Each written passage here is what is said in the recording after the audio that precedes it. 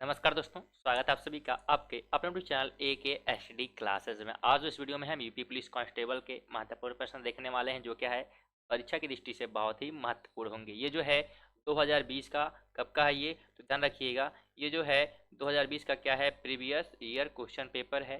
ठीक है, ध्यान रखिएगा कब का है, तो 2020 का है।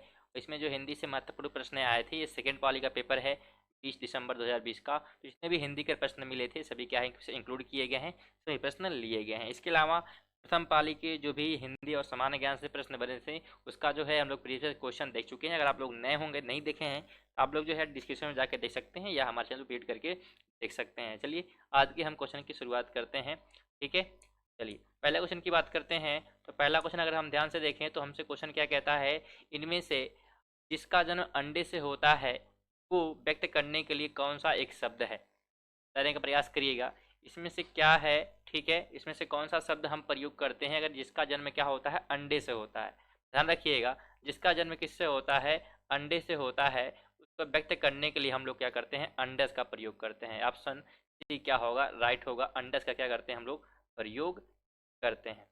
चलिए यहाँ पे एक चीज़ और ध्यान रखिएगा, एक चीज़ और क्या ध्यान रखना है इसमें, तो ध्यान ये रखना है कि अंत्यज किसके लिए प्रयोग होता है। ऑप्शन डी जो हमसे दिया है, अंत्यज किसके लिए प्रयोग होता है, तो ध्यान रखना है जिसका जन्म निम्न वर्ण में हुआ है उसे क्या कहते हैं, अंत्यज कहते हैं। वैसे तो इसका ऑप्शन हमारा सी क्या होगा, राइट होगा, ध्यान रखिएगा। चलिए आगे हम बात करें नेक्स्ट क्वेश्चन की। तो नेक्स्ट क्वेश्चन हमसे कहता है निम्नलिखित में से अमृत का अनेकार्थी शब्द नहीं है। इसमें से कौन सा है जो अमृत का अनेकार्थी शब्द नहीं है, बताने का प्रयास करिएगा। देखिए अमृत का जो अनेकार्थी शब्द नहीं है, तो डी क्या है, मोती। मोती क्या है, अमृत का अनेकार्थी शब्द नहीं है। अगर अमृत के अनेकार्थी शब्द की बात करेंगे तो वो जो शब्द क्या हो जाएंगे, ध्यान रखिएगा, वो हो जाएगा हमारा स्वर्ण हो जाएगा। क्या हो जाएगा, स्वर्ण। इसके अलावा क्या है, जल को अमृत कहा जाता है, पारा को कहा जाता है, ध्यान रखिएगा। इसके अलावा जो है दूध को भी क्या है, हम अनेकार्थी शब्द के रूप में जानते हैं, किसका, तो अमृत का। मोती जो है, ठीक है, अमृत का अनेकार्थी शब्द नहीं है, ध्यान रखना है। चलिए आगे बात करें। ठीक है, नेक्स्ट क्वेश्चन की 3 नंबर क्वेश्चन है निम्नलिखित अमृत लाल नगर के उपन्यास मानस का हंस की कथा वस्तु है, बताने का प्रयास करिएगा। अमृत लाल नगर के उपन्यास मानस का हंस की कथा वस्तु नहीं है, इसमें से कौन सा, ध्यान रखिएगा। इसमें जो हमारा सही जवाब हो जाएगा ऑप्शन डी हो जाएगा, तुलसीदास का मानसिक विकास जो है ये क्या है, मानस का हंस की कथा वस्तु नहीं है। ध्यान रखना है अमृतलाल नगर के उपन्यास मानस हंस का जो कि कथा वस्तु है वो क्या है, तुलसीदास का मानसिक विकास है। क्या है, तुलसीदास का मानसिक है। और इस उपन्यास को है रामचरित मानस के लोकप्रिय लेखक तुलसीदास जी के जीवन पर आधार बनाकर क्या है, लिखा गया है। चलिए आगे हम चलें, क्वेश्चन नंबर 4 की बात करें तो गंगा मैया उपन्यास के लेखक बताना है। गंगा मैया उपन्यास के लेखक कौन है, बताइए जरा, कौन है गंगा मैया उपन्यास के लेखक। तो ध्यान रखने वाली बात है, तो इसके उपन्यास के लेखक कौन है, तो भैरव प्रसाद गुप्ता क्या हैं, इस उपन्यास के लेखक हैं। और यहाँ पे इनकी जो है कई क्या है रचनाएं हैं, जैसे कि गंगा मैया है, मंजिल, मजनू का टीला। ठीक है, ये क्या है, ध्यान रखिएगा कि इनकी एक रचनाएं क्या हैं, तो ये एक हमारा हो जाएगा मंजिल। ठीक है, आप लोग कहीं नोट कर सकते हैं चाहे तो, मंजिल, और दूसरा क्या हो जाएगा, मजनू का टीला। ठीक है, मजनू का टीला, ये क्या है, इनकी रचनाएं हैं, ध्यान रखिएगा। इसके अलावा हम अगर राही मासूम राजा की बात करते हैं तो इन्हें आधा गांव, टोपी शुक्ला, ये क्या है, इनकी रचनाएं हैं। नागार्जुन की बात करेंगे तो युगधारा, प्यासी पथराई आंखें। ठीक है, अब्दुल बिस्मिल्लाह की बात करते हैं तो दंत कथा और समर शेष क्या है, इनकी रचनाएं हैं। चलिए आगे हम चलें क्वेश्चन नंबर 5 की। तो 5 कहता है निम्नलिखित वाक्यों में आए खाली स्थान के लिए सही शब्द चुनिए। सही शब्द क्या होगा, दिया है आजकल के नौजवान ने बुजुर्गों की डैश खराब कर दी है। क्या खराब कर दी है, मिट्टी, बालू, दिमाग या सूरत, क्या खराब कर दी है, बताने का प्रयास करिएगा। 5 नंबर का राइट आंसर क्या होगा, देखिए तो 5 का राइट आंसर हमारा हो जाएगा ऑप्शन नंबर ए, मिट्टी क्या है, खराब कर दी है। मिट्टी का ध्यान रखिएगा, मिट्टी का जो मुहावरा होता है वो क्या होता है, मुहावरे का अर्थ मिट्टी खराब होने का दुर्दशा करना, दुर्दशा करना यानी मिट्टी खराब करना। ठीक है, ध्यान रखना, मिट्टी का मतलब क्या हो गया, दुर्दशा खराब करना, यानी आजकल के नौजवान क्या है, नौजवानों ने बुजुर्गों की दशा क्या है, खराब कर दी है। बिल्कुल सही, हमारा ए हो जाएगा। चलिए आगे हम चले क्वेश्चन नंबर 6 की तरफ। तो चैन की बंसी बजाना मुहावरे का सही अर्थ होगा, क्या है? चैन की बंसी बजाना मुहावरे का सही अर्थ बताना है।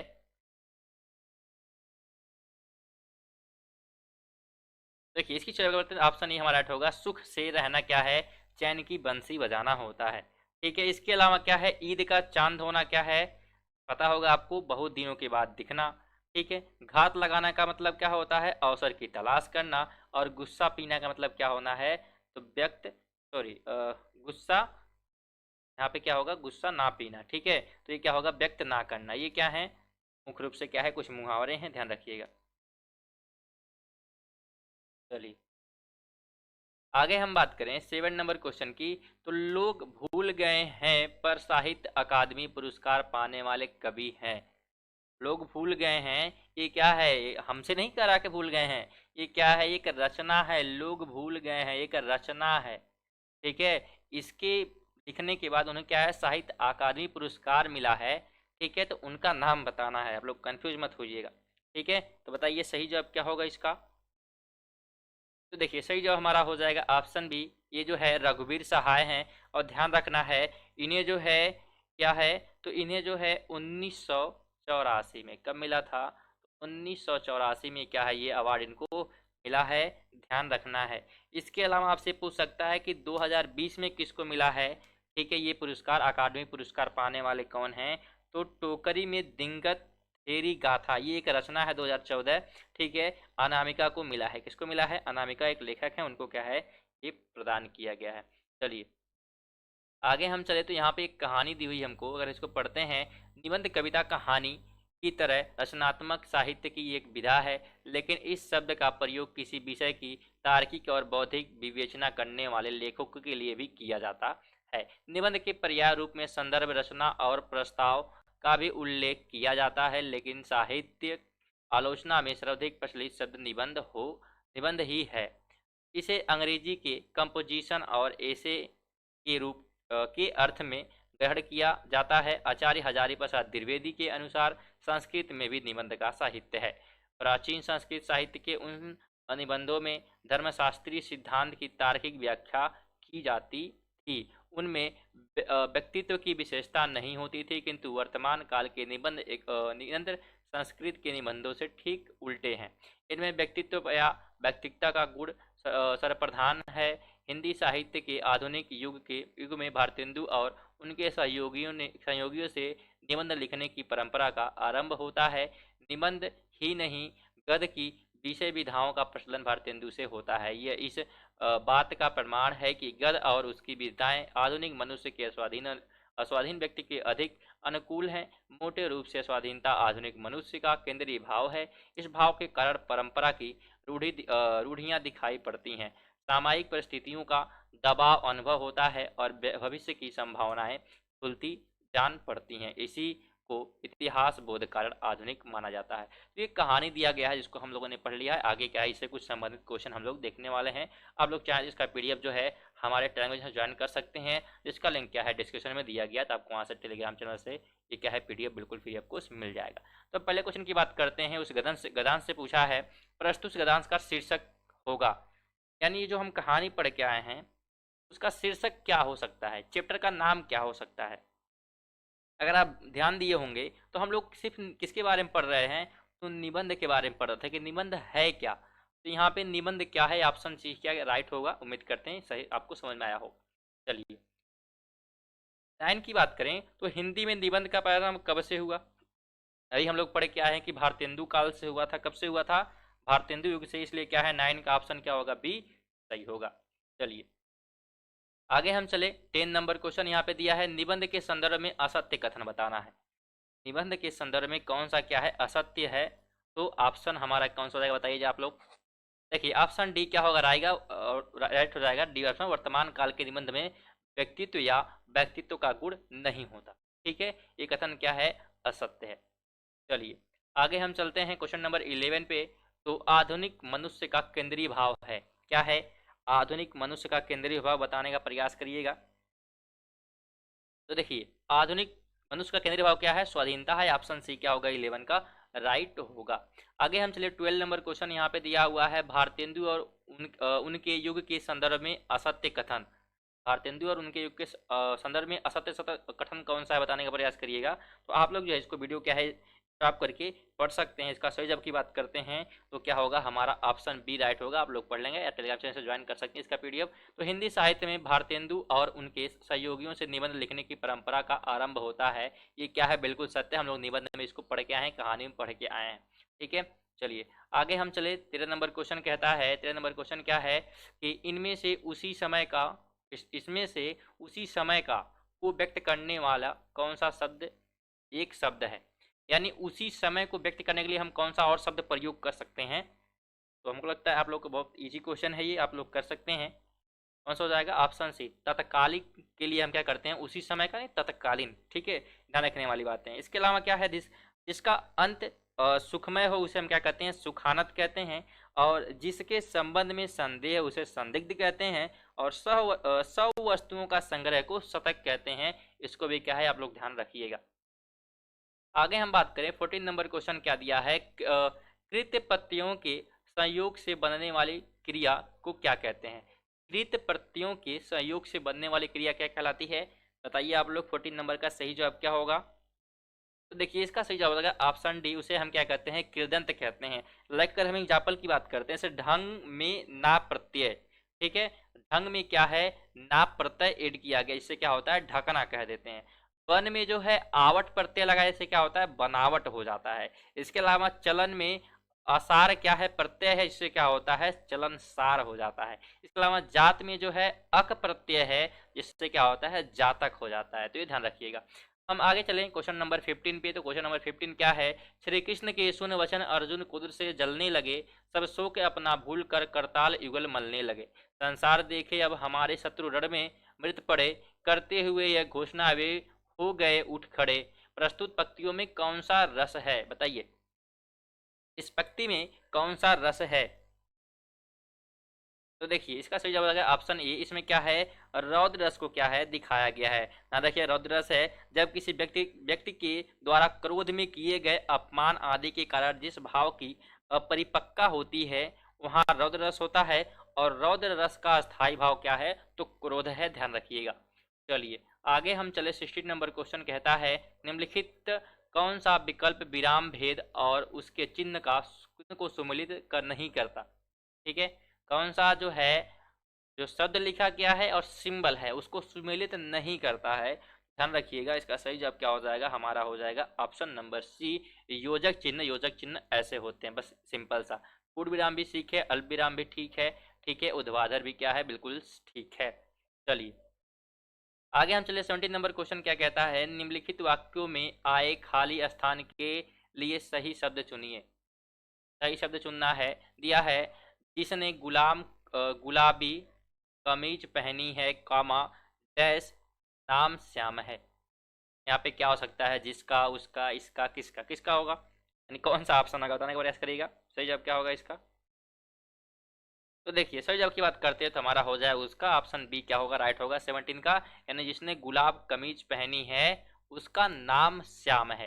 ठीक है, चलिए आगे हम बात करें 18 नंबर क्वेश्चन की। दोस्तों वीडियो अगर आपको अच्छी लगी वीडियो को लाइक जरूर करें, और चैनल पे अगर नए होंगे तो चैनल को जो है सब्सक्राइब करके बेल आइकन को जरूर ऑन कर लीजिएगा। तथा इस वीडियो को जो है अपने दोस्तों के साथ भी शेयर कर दीजिएगा। यहाँ पे दिया है चाबुक निबंध संग्रह के रचनाकार हैं। चाबुक निबंध संग्रह के रचनाकार कौन है बताने का प्रयास करिएगा, कौन है। तो ऑप्शन सी हो जाएगा, सूर्यकांत त्रिपाठी निराला क्या हैं, इसके रचनाकार हैं। ध्यान रखना है, इनकी रचनाओं की और हम बात करते हैं तो अनामिका है, परिमल है, ये क्या है इनकी महत्वपूर्ण रचनाएं हैं। ठीक है, इसके अलावा हम बात करते हैं प्रेमचंद की, तो पूस की रात, ईदगाह इनकी महत्वपूर्ण रचना है। हम बात करते हैं जयशंकर प्रसाद की, तो आकाशदीप, कंकाल, ये क्या है इनकी महत्वपूर्ण रचनाएं हैं। इसके अलावा बात करें हम महादेवी वर्मा की, तो रश्मि और निर्जा क्या है इनकी महत्वपूर्ण रचनाएं हैं। ठीक है, चलिए आगे बात करेंगे। दोस्तों आप लोग कमेंट करेंगे तो यहाँ पे जो है हम बाकी जो भी बताया जा रहा है पीछे पीछे बताएं कि इनकी जो जयशंकर प्रसाद की आकाशदीप है, कंकाल है, तो आप कहेंगे तो उसको भी क्या लिख के हम एक्सप्लेन कर देंगे अगर कमेंट करेंगे तो। ठीक है, नेक्स्ट वीडियो से। ठीक है, क्योंकि यहाँ पे जो है थोड़ा सा ब्लैक बोर्ड लिखने लायक थोड़ा सा स्क्रीन खराब हो गया है, इसे ध्यान रखिएगा, तो लिखने में थोड़ी दिक्कत आ रही है। ठीक है, चलिए आगे हम बात करते हैं। आगे हमारा क्वेश्चन है भूर विहीन निशांत निम्नलिखित में से किसके पर्यायवाची शब्द हैं। भूर विहीन और निशांत किसके जो है पर्यायवाची शब्द हैं, बताने का प्रयास करिएगा। दिन के, शाम के, प्रभात के या संध्या के। तो ध्यान रखिएगा ये जो है प्रभात के क्या है पर्यायवाची शब्द हैं, ऑप्शन सी क्या होगा, राइट होगा। अब प्रभात के कौन कौन से परिचित शब्द होते हैं, तो भोर होता है, प्रातः काल होता है, सवेरा होता है और विराह होता है। दिन की बात करते हैं तो दिवस होता है, वार होता है, दिवा होता है। संध्या की बात करते हैं तो सायकाल होता है, साँझ होता है और शाम होता है। चलिए आगे 20 नंबर क्वेश्चन, तुलसीकृत शब्द का समास विग्रह करने पर कर्ण कारक की कौन सी विभक्ति मिलती है। बताइए कौन सी विभक्ति जो है मिलती है। द्वारा है, का है, में है, पर है। तो ध्यान रखने वाली बात है, इसका सही जवाब हमारा हो जाएगा ऑप्शन ए, द्वारा क्या है मिलती है, जिसका संधि विच्छेद किया जाता है।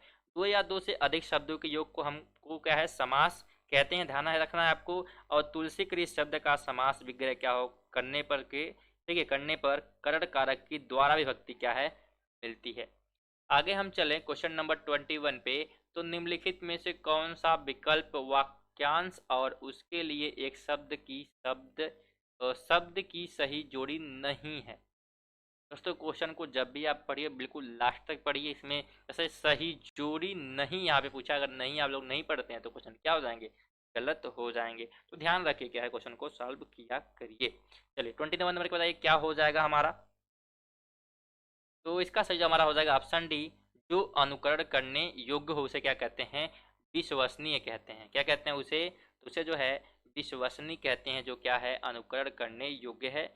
यहाँ पे ध्यान रखना है कि यहाँ पे जो विश्वसनीय दिया है ये क्या है बिल्कुल गलत दिया हुआ है। ठीक है, पेपर गलत शब्द आते हैं, यहाँ पे विश्वसनीय नहीं होगा, क्या होगा अनि जो है क्या होगा, यहाँ पे लिख देते हैं अनि करड़ी।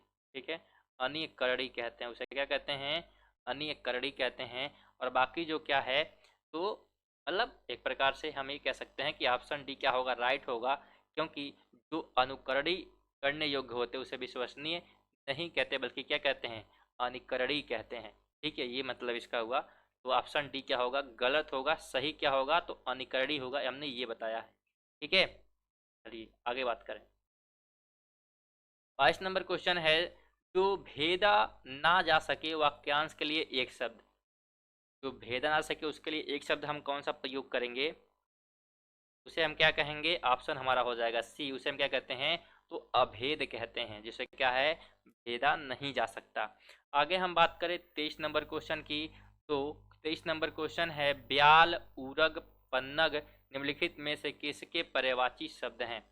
किसके पर्यायवाची शब्द हैं ब्याल, उरग, पन्नग। ठीक है, निम्नलिखित किसके पर्यायवाची शब्द हैं, ध्यान रखिएगा ये जो है सांप के क्या है पर्यायवाची शब्द है। और कौन कौन से होते हैं सांप के, तो पन्नग हो गया, अही हो गया, भुजंग हो गया, नाग हो गया, ब्याल हो गया, उरग, ये सभी क्या है सांप के पर्यायवाची हैं।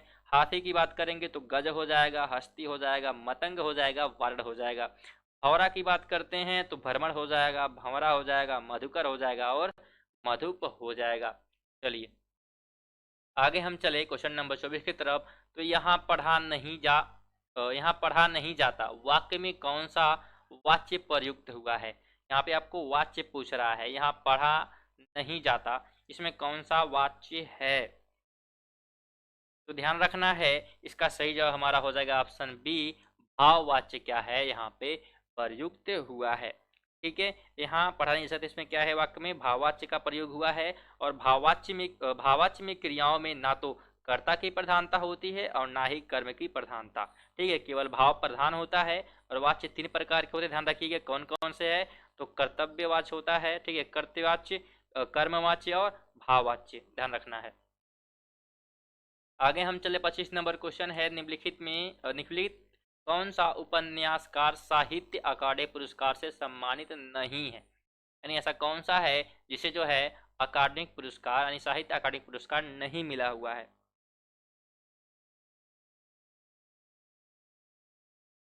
ध्यान रखना है, ऑप्शन हो जाएगा सी, मन्नू भंडारी को क्या है अकादमी पुरस्कार नहीं मिला हुआ। बात करें जैनेंद्र कुमार की, तो इन्हें जो है मुक्ति बोध के लिए, इनकी रचना है मुक्ति बोध के लिए वर्ष 1900 कब मिला था, तो 1966 में मिला है इनको। इसके अलावा बात करते हैं भगवती चरण वर्मा की, तो इन्हें जो है 1961 में मिला है। ठीक है, किसके लिए मिला है, तो भूले बिसरे चित्र के लिए। और अमृतलाल की बात करते हैं, तो इन्हें जो है 1967 में मिला है। किसके लिए, तो अमृत और विष के लिए।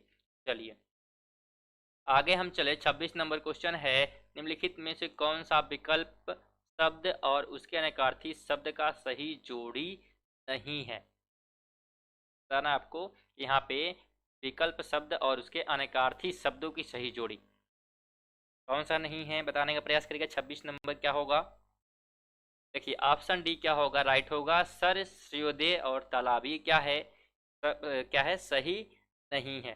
ठीक है, यहाँ पे ध्यान रखना है कि अगर ये सही नहीं तो सही क्या होगा, ध्यान रखना है। तो यहाँ पे जो होगा सर का अनेकार्थी शब्द क्या होता है, तो तालाब, सिर और पराजित होता है। क्या होता है, तो तालाब, सिर और पराजित होता है। इसके अलावा अंक का चिन्ह और भाग्य होता है। कोटि की बात करते हैं, सॉरी कोट है तो किला एक प्रकार का वस्त्र होता है। ठीक है, गढ़ होता है एक प्रकार का वस्त्र, और समूह, ये सभी क्या है इसमें आते हैं। बलि की बात करते हैं तो राजा बलि भी हो सकता है, बलि हो सकता है, उपहार हो सकता है, कर और बलिदान सभी क्या है इसमें शामिल है। चलिए आगे हम चलें, 27 नंबर क्वेश्चन है, निम्नलिखित में से असत्य कथन की पहचान कीजिए। आप लोग पढ़ लीजिए, बोले सही असत्य कथन क्या होगा इसका। असत्य कथन आपको बताना है कि इसमें से असत्य कौन सा है। सही, आप लोग सही जवाब क्या होगा इसका 27 नंबर का। देखिए 27 का सही जवाब की बात करें तो ऑप्शन डी क्या होगा, राइट होगा। सभी विसर्ग सघोष हैं, ये क्या है, असत्य कथन है। लिखित में से सही वाक्य की पहचान कीजिए, सही जवाब क्या होगा 28 नंबर का। तो ध्यान रखना है ऑप्शन बी राइट होगा। श्री कृष्ण के अनेक नाम है, ये क्या है, बिल्कुल सही है। चलिए आगे हम चले, 29 नंबर क्वेश्चन है, क्रिया का मूल रूप क्या कहलाता है। क्रिया का मूल रूप क्या कहलाता है, ये जो है धातु कहलाता है। ध्यान रखना है, क्रिया का मूल रूप क्या धातु कहलाता है। जिस मूल शब्द से क्रिया बनती है उसे हम क्या कहते हैं, धातु कहते हैं, उसे धातु कहा जाता है। और धातु के अंत में ना जोड़ने से जो शब्द बनता है उसे क्या कहते हैं, क्रिया का साधारण रूप कहते हैं। जैसे कि दौड़, दौड़ से क्या हो गया, दौड़ना। ध्यान रखना है। आगे हम चलें, ठीक है, निम्नलिखित व्यंजकों में से नासिक व्यंजन है। नासिक व्यंजन आपसे पूछ रहा है, कौन सा नासिक व्यंजन है, बताने का प्रयास करिएगा। तो ध्यान रखना है, नासिक की व्यंजन हमारा क्या है, नृ है, यानी नृ जो नीचे हलंत लगा हुआ है उसे क्या है, हम नासिक के व्यंजन कहते हैं। ध्यान रखना है कि पंचम माक्षर जो व्यंजन है, यानी कि ड़ होता है, या होता है, ड़ होता है, न और म, इसे क्या कहते हैं, अनुनासिक वर्ण कहलाते हैं। जिसे अनुस्वार एवं अनुनासिक दो नासिक की ध्वनियां हैं। दिए गए विकल्प में से ना जो है नासिक की व्यंजन है। ठीक है, चलिए आगे हम चले, 31 नंबर क्वेश्चन है, राजेश जोशी को साहित्य अकादमी पुरस्कार की रचना पर प्राप्त हुआ, क्या प्राप्त हुआ, राजेश जोशी को साहित्य अकादमी पुरस्कार किस रचना पर प्राप्त हुआ है। इन्होंने ऐसा कौन सा रचना रचा था जिससे क्या है इन्हें अकादमी पुरस्कार मिला है। देखिए ध्यान रखना है, ये जो है दो पंक्तियों के बीच, ये क्या है, रचना का नाम है, इसके लिए क्या है, इन्हें पुरस्कार मिला है। कब मिला है, तो ध्यान रखिएगा 2002 में इनको मिला था। ठीक है, आगे 32 नंबर है, सुरेंद्र वर्मा को साहित्य अकादमी पुरस्कार किस वर्ष प्रदान किया गया था। बताने का प्रयास करिए, किस वर्ष जो इन्हें प्रदान किया गया था सुरेंद्र वर्मा को साहित्य अकादमी पुरस्कार। तो देखिए इसका सही जवाब हमारा हो जाएगा ऑप्शन नंबर बी, सन 1996 में इन्हें प्राप्त हुआ था। और किस जो रचना की वजह से मिला था, नहीं कौन सा रचना रचा था, तो मुझे चांद चाहिए रचना है, इसके लिए इन्हें पुरस्कार मिला हुआ है। चलिए आगे हम बात करें 33 नंबर क्वेश्चन, निम्नलिखित में से सही वाक्य की पहचान कीजिए। दोस्तों वीडियो को लाइक और शेयर जरूर कर दीजिएगा, और चैनल पे अगर नए होंगे तो चैनल को जो है सब्सक्राइब करके बेल आइकन को जरूर ऑन कर लीजिएगा। चाहिए आप लोग निम्नलिखित में सही वाक्य की पहचान करना है। 33 नंबर का ऑप्शन सी राइट होगा, वह धीमे स्वर में बोला, ये क्या है, बिल्कुल राइट है। आगे हम चलें, 34 नंबर क्वेश्चन है, मोक्ष प्राप्त, ठीक है, शब्द का समास विग्रह करने पर कौन सी विभक्ति लगती है। मोक्ष प्राप्ति अगर हम समास विग्रह करते हैं तो विभक्ति क्या लगेगी, बताइए आप लोग।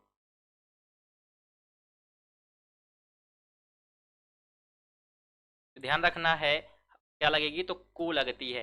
अगर हम मोक्ष प्राप्त की क्या करते हैं, समास विग्रह करते हैं तो को लगता है। आगे हम चलें, 35 नंबर क्वेश्चन है, ठीक है, कि सांप छछुंदर, ठीक है, सांप छछुंदर की गति होना, ये मुहावरा है, मुहावरे का सही अर्थ बताना है। सांप छछुंदर की गति होना, पछताना, असमंजस में पड़ना, घबरा जाना, होश उड़ जाना। सही जब क्या होगा, तो देखिए ऑप्शन हमारा क्या हो जाएगा, ऑप्शन नंबर हो जाएगा बी, असमंजस में पड़ना क्या होता है, सांप छछुंदर की गति होना, यानी कि क्या होना, असमंजस में पड़ना। आगे हम चलें, 36 नंबर क्वेश्चन है, निम्नलिखित में से कौन सा विकल्प सुमेलित नहीं है, कौन सा सुमेलित नहीं है, आप लोग जो है स्टॉप करके इसको पढ़ सकते हैं जो क्वेश्चन लिखे गए हैं। हम बात करें सही जवाब की, तो ऑप्शन डी राइट होगा। संदेह जो है, जहां पर उपमान में उपमेय का संदेह प्रकट किया जाता है, तो ये क्या है, बिल्कुल सुमेलित नहीं है। संदेह अलंकार में उपमेय और उपमान में समता देखकर यह निश्चय नहीं हो पाता है कि कौन उपमेय है और कौन उपमान है, अर्थात संदेह बना रहता है। ठीक है, ध्यान रखना है। आज के लास्ट क्वेश्चन की बात करते हैं दोस्तों, वीडियो को लाइक शेयर जरूर कर दीजिएगा लास्ट क्वेश्चन की। ठीक है, तो यहाँ पे दिया है भाव विलास और रस विलास कृति के लेखक। भाव विलास और रस विलास कृति के लेखक कौन है, ध्यान रखना है, इस कृति के लेखक कौन है, तो देव है दोस्तों। यहाँ पे जो है हमारे महत्वपूर्ण प्रश्न, तो नेक्स्ट वीडियो में हम सेकेंड पाली की यही इसी पेपर का जो है समान ज्ञान से जितने महत्वपूर्ण प्रश्न आए थे उसको लेके हाजिर होंगे। तो मिलते हैं नेक्स्ट वीडियो में, तब तक के लिए जय हिंद, वंदे मातरम।